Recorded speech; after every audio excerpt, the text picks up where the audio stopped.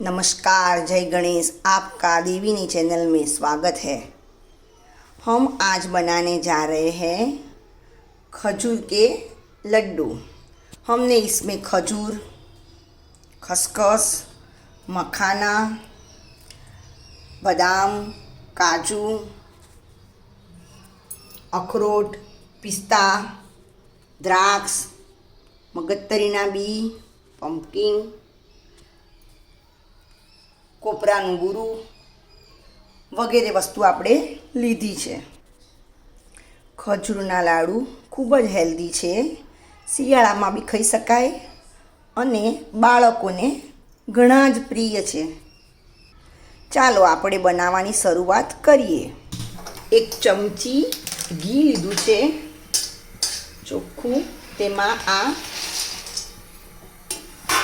મખાના ધીમી આંચ પર શેકી કાઢવાના.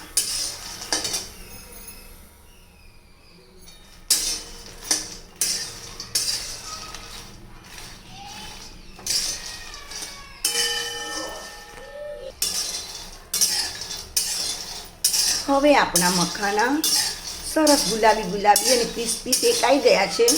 હવે તેને આપણે નીચે ઉતારી એક ડીશમાં કાઢી લઈશું. હવે ત્યારબાદ આપણે કોપરાનું બૂરું શેકી લઈશું.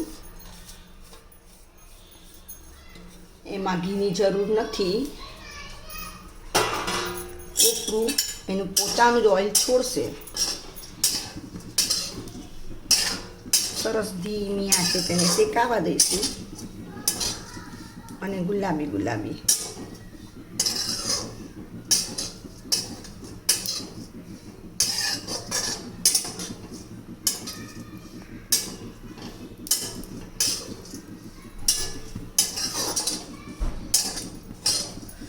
હવે કોપરાનું બૂરું શેકાઈ ગયું છે. એમાં હું ખસખસ એડ કરું છું. સાથે ખસખસ શેકાઈ જશે.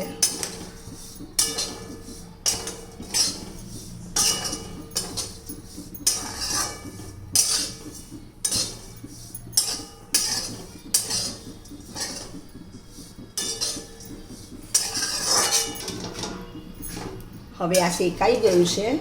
એને એક હવે ડીશમાં આપણે કાઢી લઈશું.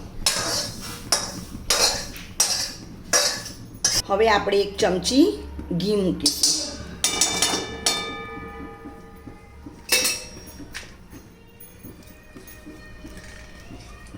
હવે તેમાં કાજુ,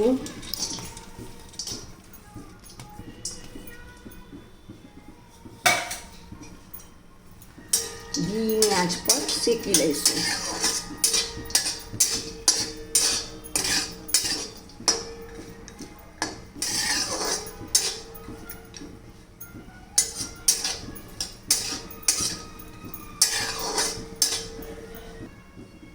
હવે તેમાં બદામ એડ કરી દઈશું.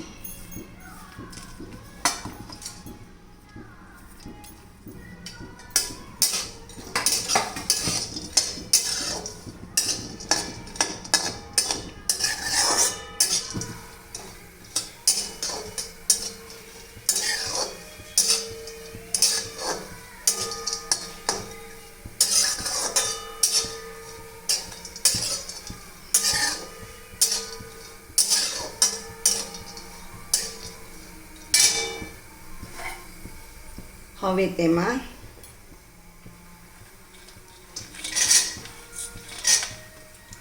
અખરોટ એડ કરી દીધી છે. આ બધું ડ્રાયફ્રૂટ સરસ ગુલાબી ધીમી આંચે શેકાવા દેવાનું. અખરોટ બાળકોને શરીર માટે બી હેલ્ધી છે અને યાદશક્તિ બી વધારે. ભણતા બાળક માટે ઘણી સારી અને મોટા માટે પણ ઘણી સારી છે.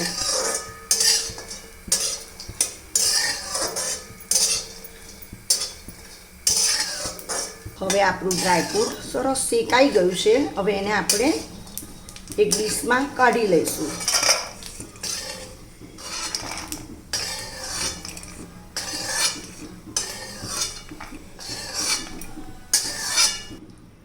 ત્યારબાદ હવે હું પિસ્તા શેકી લઈશ.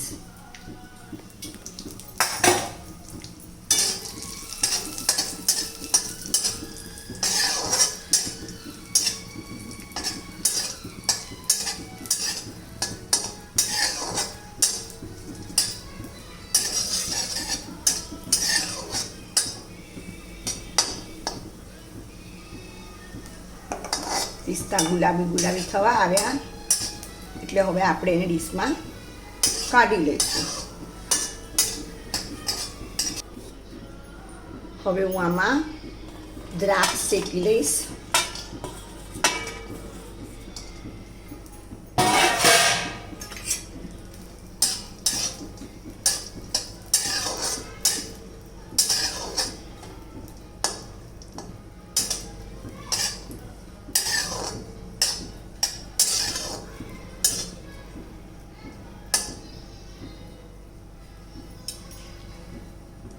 હવે આપણી દ્રાક્ષ શેકાઈ ગઈ છે. કેવી સરસ ફૂલી ગઈ છે. દ્રાક્ષ શેકાય એટલે એ ફૂલી જાય. આપણે હવે એને ડીશમાં કાઢી લઈએ. સૂર્યમુખીના બી,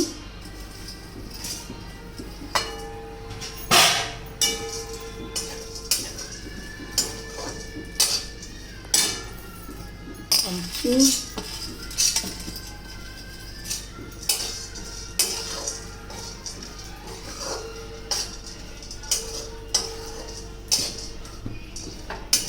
મગજતરીના બી.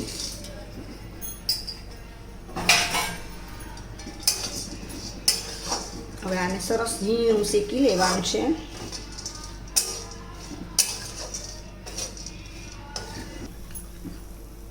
હવે આપણા બી સરસ શેકાઈ ગયા છે. હવે તેને એક થાળીમાં કાઢી લઈશું. શેકેલા મખાનાને હવે હું ક્રોસ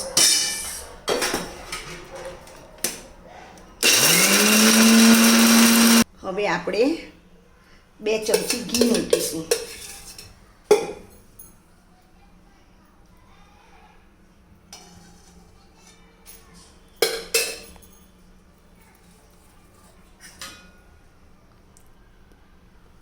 તેમાં આપણે ખજૂર શેકી લઈશું. મેં અહીંયા ખજૂર 300 ગ્રામ લીધી છે અને એમાંથી તેના બિયા કાઢેલા છે. હવે એને ધીરી આંચે આપણે શેકાવા દેવાની છે.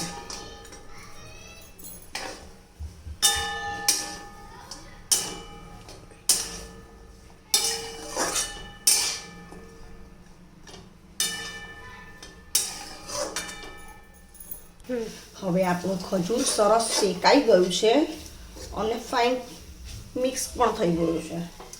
સરસ. હવે આપણે એમાં બધું ડ્રાયફ્રૂટ મિક્સ કરીશું.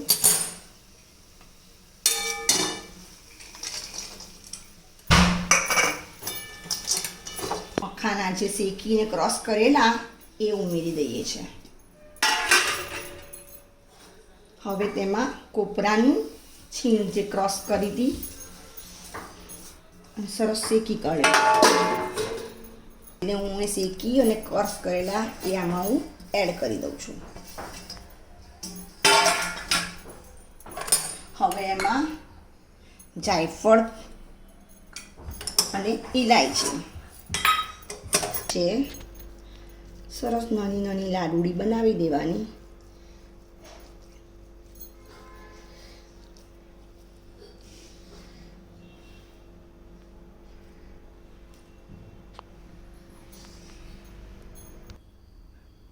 હવે આપણા ખજૂરના લાડુ તૈયાર છે.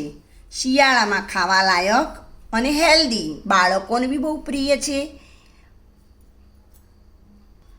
શિયાળામાં ખાવા લાયક હેલ્ધી અને ગુણકારી લાડુ તૈયાર થઈ ગયા છે.